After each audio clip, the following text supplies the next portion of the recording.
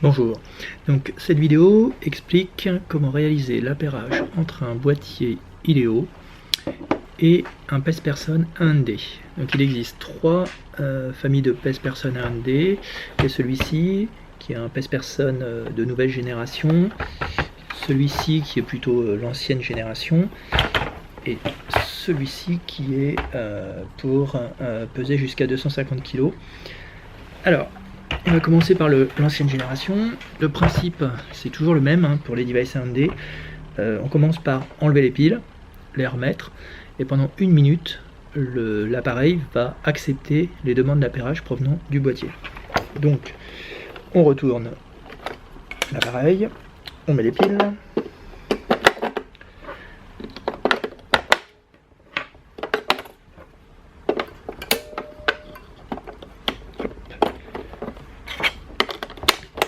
À partir de là, pendant 1 minute, l'appareil va accepter les demandes d'appairage.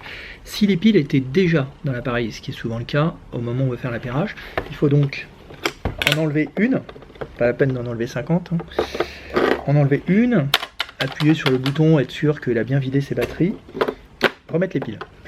Hop. Là, pendant 1 minute, l'appareil va être appairable.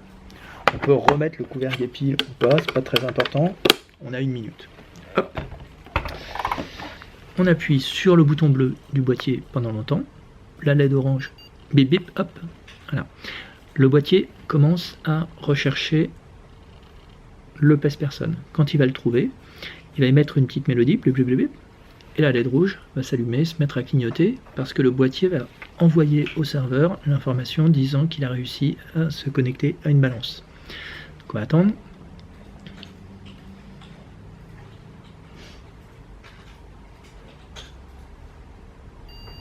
Voilà, donc là on a entendu bip, on voit la LED, le pairing a réussi. La LED va se mettre à clignoter, le petit voyant rouge, là, quand le boîtier va se connecter au réseau pour transmettre l'information au serveur. Ce qui pourrait se passer si ça échoue, c'est qu'en fait il est possible qu'au moment où vous enlevez les piles, vous les remettez, sans faire exprès, pendant que vous faites ça par exemple, ou si vous appuyez trop fort, hop, vous déclenchez une mesure du pèse-personne. Donc il se met en mode mesure. Il affiche quelque chose sur son écran 0. À partir du moment où il n'est plus en mode associable. Dans ce cas-là, vous aurez beau appuyer sur le bouton bleu du boîtier, il n'arrivera jamais à s'appairer avec. Donc dans ce cas-là, vous refaites la manip. On va mieux voir ça sur les autres appareils 1D, puisque pendant qu'ils sont appairables, ils affichent quelque chose sur l'écran. Donc je vais le faire sur ce pèse-personne là. Donc là, ça va être beaucoup plus facile à voir.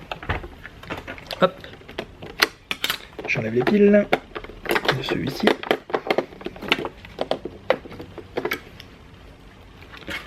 Je le mets de côté. Hop. Donc, je prends ce pèse-personne. Je mets les piles.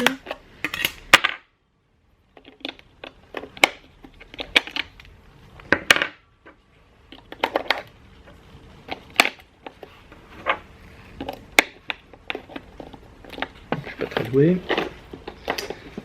Hop. Voilà. Et là, pendant 1 minute, il a accepté les demandes d'appairage. Et en fait, ça se voit parce que, bon, c'est difficile à voir, mais on voit bien que sur l'écran, il y a écrit PR. Si par exemple, sans faire exprès, je fais une fausse manip sur l'appareil, en fait, le PR risque de disparaître. Et à ce moment-là, il sera plus appairable. Bon, là, j'ai pas fait de fausse manip. Hop. J'appuie sur le bouton bleu. Hop. Alors ce qui va se passer, c'est qu'à la fin de l'appairage, bon, je peux pas le mettre à l'endroit puisqu'on voit pas grand chose, mais enfin vous allez voir, le voyant rouge du boîtier va s'allumer pour dire qu'il va allumer son module GSM pour transmettre une information au réseau. Donc là il cherche. Et à la fin de l'appairage, le boîtier va faire un blip blip blip et le pèse-personne va écrire END.